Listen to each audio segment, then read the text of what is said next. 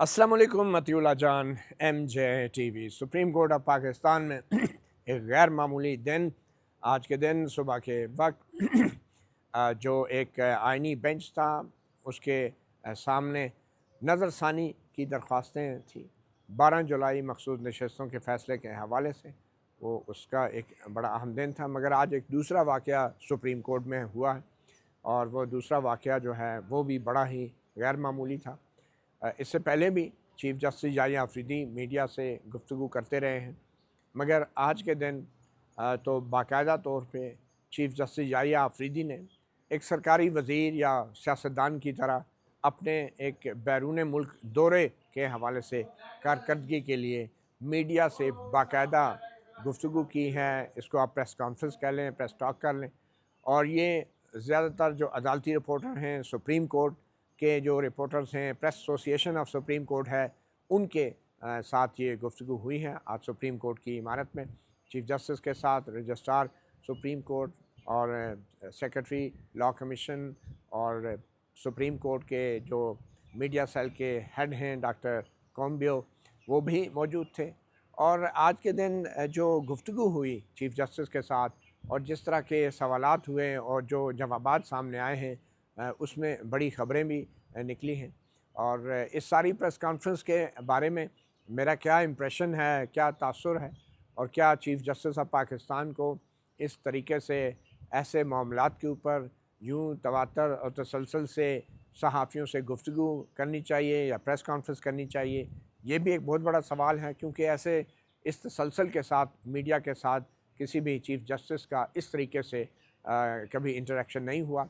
माजी में अगर हुआ भी तो उसको ऑफ द रिकॉर्ड कह के या बैकग्राउंड डिस्कशन के तौर पे इस तरह की गैदरिंग एक होती थी। मगर अब की बार तो शायद इस किस्म की भी कोई लिमिटेशन नहीं थी और ये बाकायदा एक किस्म की प्रेस कॉन्फ्रेंस थी जो चीफ़ जस्टिस ऑफ पाकिस्तान ने की है। इस प्रेस कॉन्फ्रेंस की जो सबसे अहम बात थी चीफ़ जस्टिस याहिया अफरीदी के लिए, वो उनका चीन का दौरा था। और फिर उसके बाद तुर्की में भी जो है एक कॉन्फ्रेंस थी। और चीन के दौरे में आर्टिफिशियल इंटेलिजेंस के हवाले से, अदालती निज़ाम के अंदर आर्टिफिशियल इंटेलिजेंस के इस्तेमाल के हवाले से ये उनका मुख्तलिफ़ चीफ़ जस्टिस साहिबान से मुलाकात भी हुई, जिसमें चीन के अलावा तुर्की और फिर उसके अलावा बांग्लादेश के चीफ़ जस्टिस से, ईरान के चीफ़ जस्टिस से भी मुलाकात हुई। और चीफ़ जस्टिस याहिया अफरीदी ने ये कहा कि पाकिस्तान की तरफ से हम कुछ याददाश्त, मफ़ाहमत की याददाश्तें भी लेकर गए थे और उनके ऊपर भी बात हुई है। बकौल चीफ़ जस्टिस के ये दफ्तर ख़ारजा और वज़ारत क़ानून की और लॉ कमीशन की मंजूरी के साथ एक मफ़ाहमती याददाश्त का मसवदा जो तैयार किया गया था, उस याददाश्त के ऊपर चीफ़ जस्टिस के मुताबिक दस्तखत तो नहीं हुए, मगर उस याददाश्त के ऊपर 5 साला मुद्दत की एक याददाश्त है, उसके ऊपर चीनी जो मेज़बान थे उनके साथ तफसीली बात हुई। और चीफ़ जस्टिस के मुताबिक उनका ये तजस्सुस था कि किस तरीके से चीन के अंदर निज़ाम अदल जो है वो इतना एफिशिएंट है और वहाँ पे चंद सौ केसेस हैं जो इस वक्त ज़ेर अल्तवा हैं। और वहाँ पे एक सुप्रीम कोर्ट की एक बहुत बड़ी तादाद है जजों की, वो भी चंद सौ में है। और इसके बावजूद भी चीन की आबादी को अगर देखा जाए तो उस तनासब से शायद इतने ज़्यादा केसेस वहाँ पे ज़ेर अल्तवा नहीं हैं। और इसके साथ ही चीफ़ जस्टिस का ये भी कहना था कि वो पाकिस्तान के अंदर भी ऐसी ही एफिशिएंसी को लाना चाहते हैं। बहरहाल ये एक बड़ी ही एक अजीब बात जो महसूस हुई कि पाकिस्तान की तारीख़ में कभी किसी चीफ़ जस्टिस ने अपने बैरून मुल्क दौरे के हवाले से यूँ कोई प्रेस कॉन्फ्रेंस नहीं की। इससे पहले एक दफ़ा जस्टिस इरशाद हसन खान जो 2001 और 2002 में सुप्रीम कोर्ट के चीफ़ जस्टिस थे और उन्होंने जनरल मुशर्रफ की जो है वो हुकूमत का तख्ता उलटने के हवाले से एक मशहूर ज़माना ज़फ़र अली शाह केस में फ़ैसला भी दिया था, वो अमेरिका के दौरे पे गए थे। तो उन्होंने ज़्यादा से ज़्यादा सुप्रीम कोर्ट की एनुअल रिपोर्ट में अपनी तस्वीर छाप दी थी और कहा था कि वो अमेरिका के दौरे पे गए और वहाँ पे अपना वो ज़फ़र अली शाह का बदनामे ज़माना जो फ़ैसला था जिसमें जनरल मुशर्रफ के बगावत को मार्शल लॉ को जायज़ करार दिया गया था, उसकी कॉपियाँ भी तकसीम की थी। तो उस वक्त भी जस्टिस इरशाद हसन खान कि इस कार्रवाई पे मैंने बतौर पीटीवी रिपोर्टर भी रिपोर्ट किया था और पीटीवी की रिपोर्ट में भी मैंने ये वाज़ेह किया था कि जजेस जो हैं वो आम तौर पे अपने फ़ैसलों के ज़रिए बोलते हैं, और जस्टिस अरशाद हसन ख़ान ने जो है एनुअल रिपोर्ट, सालाना रिपोर्ट के ज़रिए जो बातें की, और उसमें एक सियासी बात ये भी थी कि इलेक्शन हर हाल में होंगे, और चीफ़ जस्टिस अरशाद हसन ख़ान ने कहा था कि 2002 के जो इलेक्शन हैं वो हर सूरत में सुप्रीम कोर्ट करवाएगी। तो ये भी एक सियासी बयान था जो सालाना रिपोर्ट में छापा गया था, तो इस पर भी मैंने अपने एक राय दी थी, जिसका बड़ा एक शदीद रद्द-ए-अमल भी आया था, जिसकी तफसीलात फिर कभी बाद में होंगी। मगर इस बार जो चीफ़ जस्टिस अपने बैरून मुल्क दौरों के बारे में मीडिया को, कोर्ट रिपोर्टर्स को एतमाद में ले रहे थे, तो ये एक इम्प्रेशन ये मिला कि शायद अब चीफ़ जस्टिस याह्या अफरीदी के पास अपनी सुप्रीम कोर्ट और मुल्क को दरपेश आइनी और कानूनी चैलेंजेस और आइनी मामलात के हवाले से कुछ कहने को नहीं बचा। बज़ाहिर अब उनके पास वो अख्तियारात ही नहीं हैं जो सो मोटो की शक्ल में माजी में चीफ़ जस्टिस साहिबान और सुप्रीम कोर्ट के पास होते थे, और मुल्क के अहम तरीन कौमी मामलात के ऊपर सुप्रीम कोर्ट फ़ैसले देती थी। अब जबकि सो मोटो नहीं है, वो फ़ैसले देने के मामलात नहीं हैं आइनी और कौमी मामलात के ऊपर, तो अब चीफ़ जस्टिस के पास मीडिया को बताने के लिए बज़ाहिर कुछ नहीं था, और उनको जो चीज़ मिली वो यही उनके बैरून मुल्क दौरे और अदालत के अंदर टेक्नोलॉजी को मुतारफ़ कराने की बातें हैं। ये वो बातें हैं कि जो कोई भी दुनिया की सुप्रीम कोर्ट का चीफ़ जस्टिस जो है वो मीडिया के सामने नहीं करता। वो अंदर खाना जो है वो बहुत सारी इस्लाहात लाता है और टेक्नोलॉजी को भी मुतारफ़ कराता है। मगर बहरहाल अब आज की प्रेस कॉन्फ्रेंस से कम थोड़ा सा ये एहसास हुआ कि चीफ़ जस्टिस याह्या अफरीदी इतने भी फ़ारग नहीं हैं, इतने भी वेले नहीं हैं, वो भी कुछ ना कुछ काम कर रहे हैं। तो ये तो एक मामला हो गया। दूसरा जो असल गुफ्तगू हुई वो सवाल जवाब थे जो सहाफ़ियों ने किए। ज़ाहिर बात है, जब चीफ़ जस्टिस अपने आप को एक प्रेस कॉन्फ्रेंस में पेश करता है तो सहाफ़ी हर किस्म के सवाल जवाब करते हैं। आम हालात के अंदर ये सवाल जवाब अगर सुप्रीम कोर्ट के किसी भी जज से किए जाएँ तो वो जज के लिए भी बड़ा ही एक मुश्किल मरहला होता है, क्योंकि सहाफ़ियों ने तो जो भी उनके ज़हन में सवाल आएगा वो करेंगे। तो सबसे आम सवाल जो एक हुआ वो हमारे एक साथी सहाफ़ी थे राजा मोहसिन, उन्होंने किया कि 26वीं आईनी तरमीम के आने के बाद चीफ़ जस्टिस याह्या अफरीदी आप क्या समझते हैं कि क्या जो मौजूदा अदलिया है या जो अदालतें हैं वो 26वीं आईनी तरमीम के बाद उनमें बेहतरी आई है या तनज़ली आई है? तो इसका जवाब चीफ़ जस्टिस याह्या अफरीदी ने यूँ दिया कि वो 26वीं आईनी तरमीम का मामला सुप्रीम कोर्ट में पेंडिंग है, वो इस मामले पे अभी अपनी कोई राय नहीं देंगे। मगर साथ ही उन्होंने ये कहा कि मैं इस मामले पे ज़रूर राय रखता हूँ और मैं इस मामले पे ज़रूर बात करूँगा। आपने मुझे याद दिलाना है जब 26वीं आईनी तरमीम का मामला जो है सुप्रीम कोर्ट में जब उसका फ़ैसला आ जाएगा, तो फिर उसके बाद उन्होंने कहा कि मैं 26वीं आईनी तरमीम के ऊपर भी बात करूँगा। फिर हमारे एक साथी सहाफ़ी असनाद मलिक थे, उन्होंने ये कहा कि आप जो हैं आर्टिफिशियल इंटेलिजेंस के ज़रिए अदालती निज़ाम में बेहतरी लाना चाह रहे हैं, तो दूसरी तरफ इस्लामाबाद हाई कोर्ट में जो तबादला शुदा जज हैं, जिन जजों को लाया गया है तबादलों के ज़रिए, ख़ास तौर पे chief justice Islamabad high court Sarfaraz Dogar हैं, जस्टिस खादिम हुसैन हैं, सिंध हाई कोर्ट से लाए गए, बलूचिस्तान से मोहम्मद आसिफ़ हैं। तो इस वक्त इस्लामाबाद हाई कोर्ट के अंदर जो तबादला शुदा जजेज़ हैं, सारे अहम मामलात जो हैं उनके सामने लगाए जा रहे हैं, और जो इस्लामाबाद हाई कोर्ट के पुराने जजेज़ थे उनसे बड़े केसेस जो हैं और अहम मामलात उनसे वापस लिए जा रहे हैं, और उनके सामने जो हैं बहुत ही मामूली नौइयत के केसेस लगाए जा रहे हैं। तो इस सूरत हाल के अंदर आप कैसे जो है अदलिया की जो क्रेडिबिलिटी है उसको आप बरकरार रख सकते हैं, जिस पे और उन्होंने ये भी कहा हसनात मलिक ने अपने सवाल में कि इन जजेस की जो एक रिप्रेजेंटेशन थी, और उन जजेस ने एक ख़त भी लिखा था जो जुडिशल काउंसिल में भी पेंडिंग है, और फिर उनकी सीनियरिटी के हवाले से भी एक रिप्रेजेंटेशन थी, तो उसका भी अभी तक कोई डिसीजन नहीं आया। तो जस्टिस याह्या अफरीदी ने कहा कि जहाँ तक इस्लामाबाद हाई कोर्ट के जजेस की सीनियरिटी का मामला है, वो ज़रूर इस अपनी एक राय रखते हैं, उसका वो इजहार भी कर चुके हैं एक इजलास के अंदर, कमीशन के इजलास के अंदर, और उन्होंने पहली बार ऑन द रिकॉर्ड इस बात का इंकशाफ किया कि बतौर चीफ़ जस्टिस वो ये समझते हैं कि जिन जजेस को दूसरी हाई कोर्टों से तबादला करके इस्लामाबाद हाई कोर्ट में लाया गया है उनको सीनियरिटी की फहरिस्त में सबसे नीचे होना चाहिए। तो ये एक बड़ी खबर थी जो आज चीफ़ जस्टिस याह्या अफरीदी ने मीडिया को दी। ऑन द रिकॉर्ड अपने मुँह से उन्होंने कहा कि वो ये राय रखते हैं कि जो तबादला शुदा जजेस हैं उनको इस्लामाबाद हाई कोर्ट की सीनियरिटी की फहरिस्त में सबसे नीचे होना चाहिए।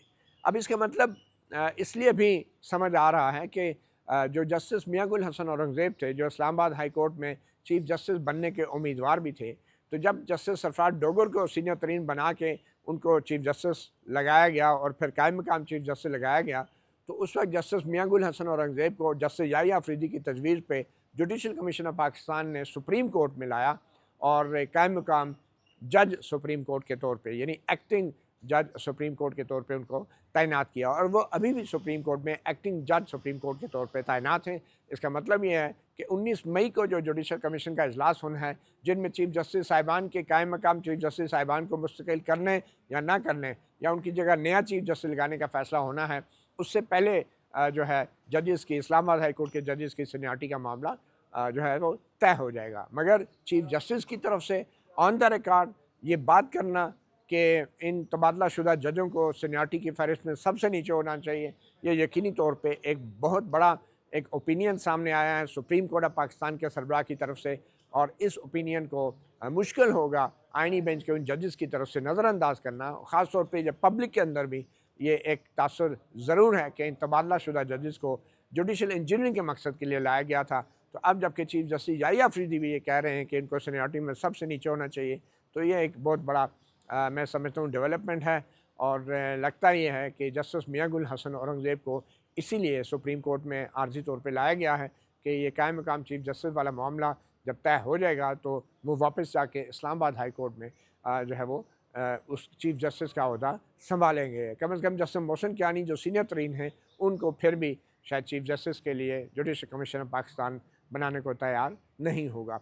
तो ये एक बड़ी अहम डेवलपमेंट है। और भी बहुत सारे केसेस डिस्कस हुए, बाकायदा ज़ेर समात पेंडिंग केसेस के ऊपर भी सवाल जवाब हुए, जो बज़ाहिर बड़ा ही एक ऑकवर्ड सी सिचुएशन होती है किसी भी सुप्रीम कोर्ट के जज के लिए ऐसे सवालों के जवाब देना। मगर चीफ जस्टिस याहिया अफरीदी ने बज़ाहिर हर किस्म के सवाल का जवाब देने का फ़ैसला कर रखा था, और उसमें एक लापता अफराद का मामला भी सामने आया। चीफ जस्टिस याहिया अफरीदी की तरफ से कहा गया कि लापता अफराद के मामले में उन्होंने एक national judicial policy making committee होती है जिसमें चारों हाई कोर्ट्स के चीफ जस्टिस साहिबान होते हैं और सुप्रीम कोर्ट का चीफ जस्टिस उसकी चेयरमैन होता है, सरबराह होता है। उस कमेटी के अंदर जो पॉलिसी बनाती है बहुत सारे इस्लाहात के हवाले से तजावीज़ रखी हैं, जिनमें लापता अफराद के हवाले से वो national judicial policy making committee में हुकूमत से और खुफिया अदारों से तजावीज़ मांग चुके हैं और उनसे पूछ चुके हैं कि इस लापता अफराद के मामले को हल कैसे करना है। अब बकौल चीफ जस्टिस के अभी तक हुकूमत ने या इंटेलिजेंस एजेंसियों ने उनको कोई जवाब नहीं दिया। ये बड़ी ही एक अफसोसनाक सूरत हाल है, और मैं कहूँगा कि शर्मनाक सूरत हाल है कि सुप्रीम कोर्ट ऑफ पाकिस्तान जो मुल्क की आला तरीन अदालत है, जहाँ पे लापता अफराद के केसेस आते हैं और जहाँ पे लोग तवक्को करते हैं कि सुप्रीम कोर्ट अपनी ताकत, अपनी आइनी ताकत और अख्तियार का इस्तेमाल करते हुए लापता अफराद के केसेस में फ़ैसले सुनाए, और जो लोग शहरियों को अगवा करने में मुलव्वस हैं उनको जेल हो, उनको गिरफ़्तार किया जाए, और अगर उन्होंने कोई मावरा अदालत कत्ल किए हैं तो उनको कत्ल की सज़ाएँ सुनाई जाएँ। वो सुप्रीम कोर्ट और उस सुप्रीम कोर्ट का चीफ जस्टिस जो है एक कानून के तहत बनाई गई किसी कमेटी में जाके हुकूमत और एजेंसियों से जवाब तलबी कर रहा है। जवाब तलबी भी नहीं बल्कि उनसे तजावीज़ मांग रहा है। पेंडिंग मैटर्स हैं लापता अफराद के, उनमें हुकूमत से तजावीज़ मांगी जा रही हैं, एजेंसियों से चीफ जस्टिस ऑफ पाकिस्तान तजावीज़ मांग रहा है कि आप बताएं ना, इस मसले का कोई हल करें। तो ये जो जिरगा जुरिस्डिक्शन का इस्तेमाल है चीफ जस्टिस के आज के सवालों के जवाबात से मुझे ये मिला कि चीफ जस्टिस और हमारे चारों हाई कोर्ट के चीफ जस्टिस साहिबान जो हैं लापता अफराद के जो मुकदमात हैं उनको आइन और कानून के मुताबिक अपने ठोस फैसलों के ज़रिए डिसाइड करने से गुरेज़ा हैं, इनकारी हैं। शायद वो इतनी हिम्मत ही नहीं पकड़ पा रहे कि आइन और कानून के मुताबिक हफ्सा भेजा की दरख्वास्तों का फ़ैसला किया जाए और लापता अफराद के केसेस का फ़ैसला किया जाए। और यही सवाल जब मैंने भी चीफ जस्टिस से किया कि आप जो हैं सुप्रीम कोर्ट ऑफ पाकिस्तान हैं, आप चीफ जस्टिस ऑफ पाकिस्तान हैं, कि आप इतने बेख्तियार हैं कि आप तजावीज़ मांग रहे हैं और आपको कोई जवाब ही नहीं दिया जा रहा, और वो भी एक कमेटी के अंदर। तो आप तो सुप्रीम कोर्ट हैं, आपको तो लापता अफराद के हवाले से एक अलग से बेंच बना देना चाहिए और इसके ऊपर समाअत करनी चाहिए और सुप्रीम कोर्ट को फैसले देने चाहिए। तो इसके ऊपर भी चीफ जस्टिस याहिया अफरीदी शायद ये समझने से कासर थे कि बतौर सुप्रीम कोर्ट ऑफ पाकिस्तान वो तजावीज़ नहीं, वो हुक्म जारी करते हैं, वो शवाहिद की बुनियाद पर फ़ैसले जारी करते हैं, और जो मुल्ज़मान हैं, जो अगवाकार हैं, उनको सज़ाएँ सुना सकते हैं। तो चीफ जस्टिस याहिया अफरीदी की जो अंडरस्टैंडिंग है बज़ाहिर इस हवाले से मुझे बहुत ही कमज़ोर लगी, और उनके ये इस्तदलाल कि मैंने national judicial policy making committee में ये मामला उठाया है, ये समझ से बालातर है, क्योंकि ये मामला किसी कमेटी में उठाने के लिए नहीं है, चाहे जाके कि चीफ जस्टिस ऑफ पाकिस्तान की तरफ से उठाया जाए। ये मामला सुप्रीम कोर्ट और हाई कोर्टों में ठोस फैसलों में के ज़रिए तय करने का मामला है। तो ये मिसिंग पर्सन का मामला भी, इसके ऊपर भी चीफ जस्टिस जो हैं मुझे लगता है बज़ाहिर कन्फ्यूज़ नज़र आए और उनको इदराक नहीं इस बात का कि वो किस ओहदे पे बैठे हैं। और सुप्रीम कोर्ट पाकिस्तान की आला तरीन अदालत है जिसने आइन और कानून की तशरीह करके फ़ैसले सुनाने हैं। एक और अहम सवाल जो हमारे एक साथी हैं उनकी तरफ से उठाया गया और उनकी तरफ से कहा गया कि बहुत सारे जो लोग हैं जो लापता होते हैं उनके अहल खाना को भी उठा लिया जाता है, उनके ख़ानदान वाले लोग भी उठाए गए हैं पिछले दिनों, और हमारी अदालतें इस मामले में कुछ भी नहीं कर रही। इसके बावजूद भी चीफ जस्टिस ने फिर वही बात की कि ये मामला नंबर 1 एजेंडा आइटम है national judicial policy making committee के अंदर। और ये national judicial policy making committee जो है ये एक फोरम बनाया गया था, गो कि एक स्टैट्यूटरी बॉडी है कानून के तहत, जिसमें जो है एक ओवरऑल जुडिशल रिफॉर्म्स के हवाले से पॉलिसी मेकिंग थी, उसकी इम्प्लीमेंटेशन के हवाले से। ये कोई आइनी हकूक़ का मतबादल नहीं था जो आइन में दर्ज है, और सुप्रीम कोर्ट इस बात की पाबंद है कि वो उन आइनी हकूक़ को यकीनी बनाए।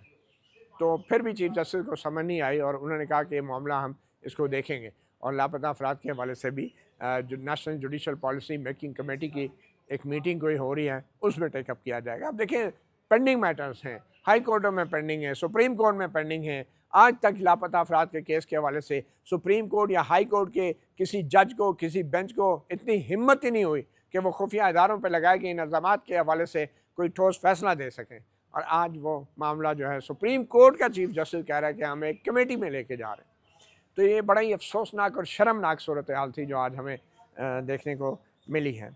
इसके अलावा भी बहुत से मामला जो हैं आज चीफ जस्टिस के सामने उठाए गए हैं, और हमारे साथी जो हैं ज़ुल्करनैन, उनकी तरफ से ये कहा गया, जो प्रेस एसोसिएशन के सदर हैं, कि जो लॉ कमीशन ऑफ पाकिस्तान है उसमें जो है किसी ज़माने में हर इंफॉर्मेशन जो है वो वेबसाइट पे मिल जाती थी, या सुप्रीम कोर्ट के जितने मुकदमात कितने ज़ेर अल्तवा हैं, कितने डिसाइड हुए हैं, मगर अब वो इंफॉर्मेशन भी पिछले चंद साल से नहीं मिल रही। और इसी तरह एक उन्होंने केस का हवाला दिया कि कुछ लोगों को 9 मई के मुल्ज़मान को उठाया गया, तो उनसे एक शख्स ने रब्ता किया और कहा कि आप जो हैं अगर लिख के दे दें कि हमारा कोई ताल्लुक़ नहीं है किसी सियासी जमात से, तो हम आपको रिलीफ़ दे देंगे, छोड़ देंगे। और अगले रोज़ जब उन मुल्ज़मान ने जब इनकार किया और अगले रोज़ जब अदालत में पेश किए, तो उस जज की अदालत का जो जज था वो वही शख्स था जो पिछली रात आके मुल्ज़मान से कह रहा था कि आप लिख के दे दें। तो इस तरह की गंभीर जो मिसालें हैं वो भी सहाफ़ियों की तरफ से दी गई हैं।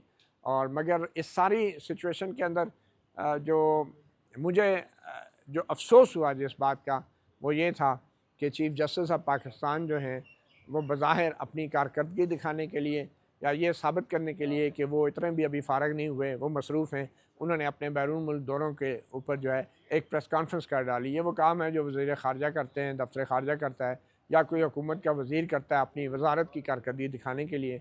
मगर ये सुप्रीम कोर्ट ऑफ पाकिस्तान जो कि आइनी इदारा है, जो कि रियासत के 3 सतूनों में से एक अहम सतून है, उसका सरबराह जो है अब उसने एक नई रीत डाली है, नई रवायत कायम की है कि अपने मामलात के ऊपर प्रेस कॉन्फ्रेंसेस में मामलात को तय किया जाता है। मेरे साथ मौजूद हैं अदील सरफराज साहब, जो कि एक सीनियर जर्नलिस्ट हैं, कोर्ट रिपोर्टर भी हैं।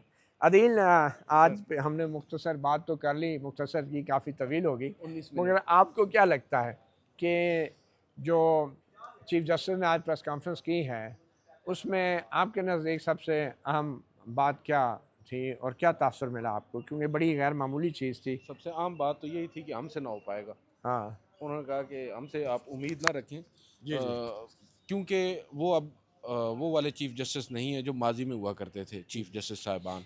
और आज जज, मैं ये बात ज़रूर कहूँगा कि हमारे बहुत से सहाफ़ियों ने चीफ़ जस्टिस ऑफ पाकिस्तान को बहुत से ऐसे मामलात हैं जिनके ऊपर वो ये पहले कह चुके हैं कि मुझे पता नहीं होता, वो आज उनको बाकायदा तौर पर बताया है और निशानदेही की है बहुत से वाक़यात की। और फिर उन्होंने थोड़ी देर के बाद सुप्रीम कोर्ट की वेबसाइट खुलवा कर उसके ऊपर वो जो हॉटलाइन है एंटी करप्शन वो दिखाई, और फिर हमें कहा कि आप हमें तजावीज़ दें, मैं आपकी तजावीज़ उस कमेटी के सामने रख दूँगा जिसका भी आप बड़ी खूबसूरती के साथ बता रहे थे, जिस कमेटी में भी इनके पास इख्तियार नहीं है, ये सिर्फ प्रपोज़ कर सकते हैं। इख्तियार उन जजेस साहिबान के पास है जो हाई कोर्ट के चीफ जस्टिस हैं, उनको ये कन्विंस करने की कोशिश करेंगे या हमारा मुद्दा उनके सामने रखेंगे कि भाई ये तजावीज़ भी हैं। और ये भी नहीं पता कि ये जो national judicial policy making committee में जो हाई कोर्ट के 4 जजेस हैं, चीफ जस्टिस हैं, ये वहाँ पे अक्सरियत के साथ फैसला होगा या कैसे फैसला होगा, इसका भी किसी को पता नहीं है। नहीं, बिल्कुल, आपने ये बात बड़ा राइटली वहाँ पे पॉइंट आउट भी की और उसके ऊपर फिर उन्होंने कहा कि चलें, देखें 1-2 तो आ ही जाएँगे, कभी ना कभी कुछ ना कुछ तो होगा, तो इस पे हमें पॉज़िटिव रहना चाहिए,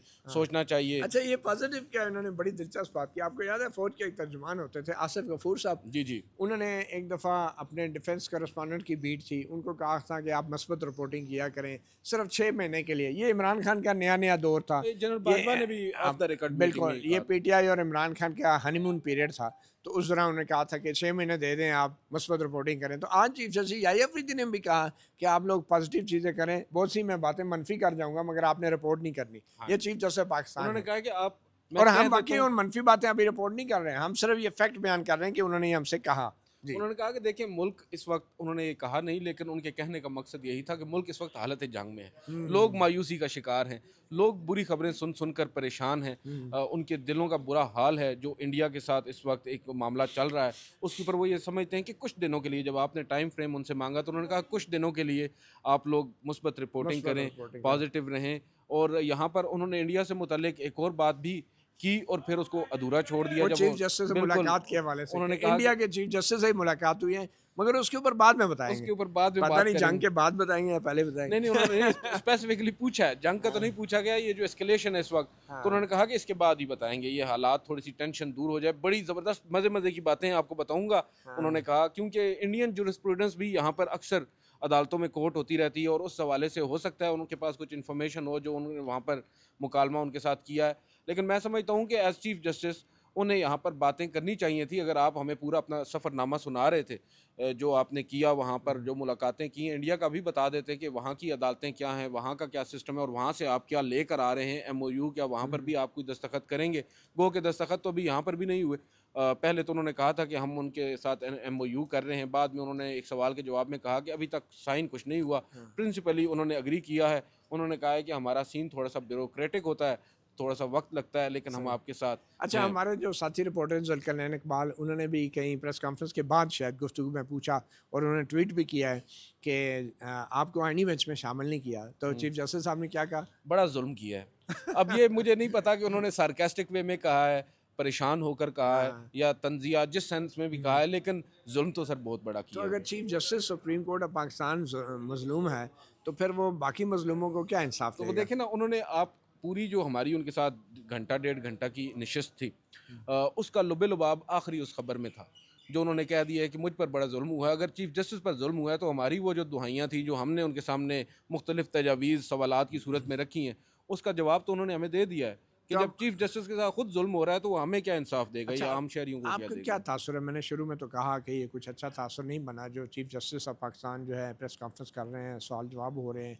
और लोग ये भी सवाल हो रहे हैं कि भाई फ़लाँ केस क्यों नहीं लगाया, फ़लाँ केस क्यों नहीं लगा। मतलब एक जज का, सुप्रीम कोर्ट के जज का, हाई कोर्ट के जज का यूँ प्रेस कॉन्फ्रेंस करना, कल अगर कोई सुप्रीम कोर्ट का कोई और जज, लेट्स से कि जस्टिस आयशा मलिक, वो प्रेस कॉन्फ्रेंस बुला लेती है, तो क्या आप उनको रोक सकते हैं?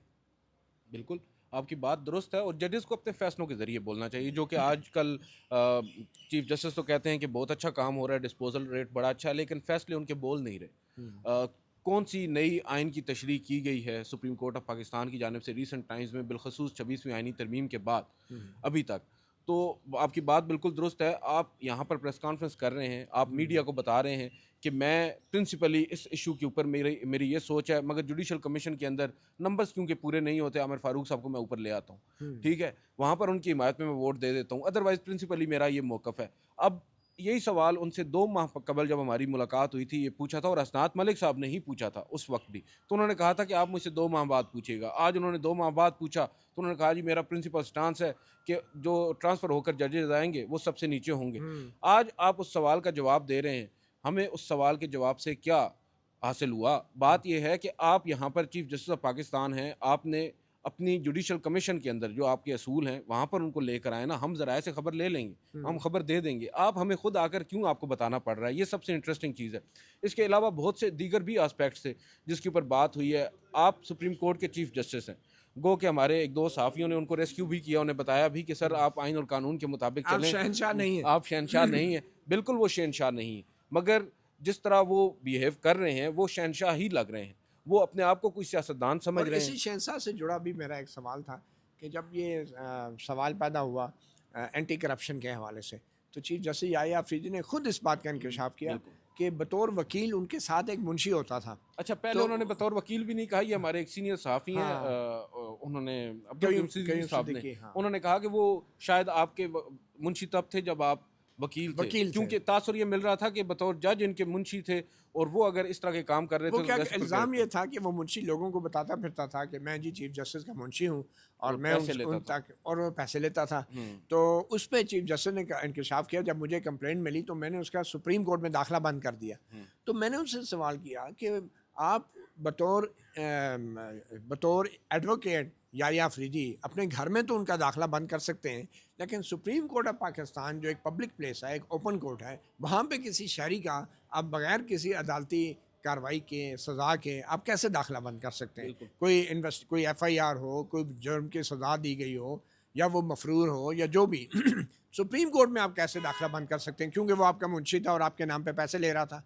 तो इसकी भी तो इन्वेस्टिगेशन होनी चाहिए ना, और वो इन्वेस्टिगेशन शायद इसलिए नहीं हुई। फिर सवाल उठते मुंशी से कि आप वो पैसे किसको देते थे लेके। नहीं नहीं, अब देखिए ना, ये इंक्वायरी तो होनी चाहिए ना, किसी शहरी का आप अब दाखिला बंद कर रहे हैं बतौर चीफ जस्टिस। बिल्कुल, उन्होंने यहाँ पर मिसाल दी एक और के हाँ, मुख्तलिफ ऐसे वकला हैं जिनका दाखिला यहाँ पर ममनू है, इवन वकला का। तो देखिए आपने यहाँ पर ये बात की कि वो अदालती फैसलों के जरिए। फैसलों के जरिए अदालती कार्रवाई की वजह से कोई रीज़न बता के किया गया है, तो अगर आपने उसका दाखिला तो बंद कर दिया, लेकिन उसकी इंक्वायरी कौन करेगा?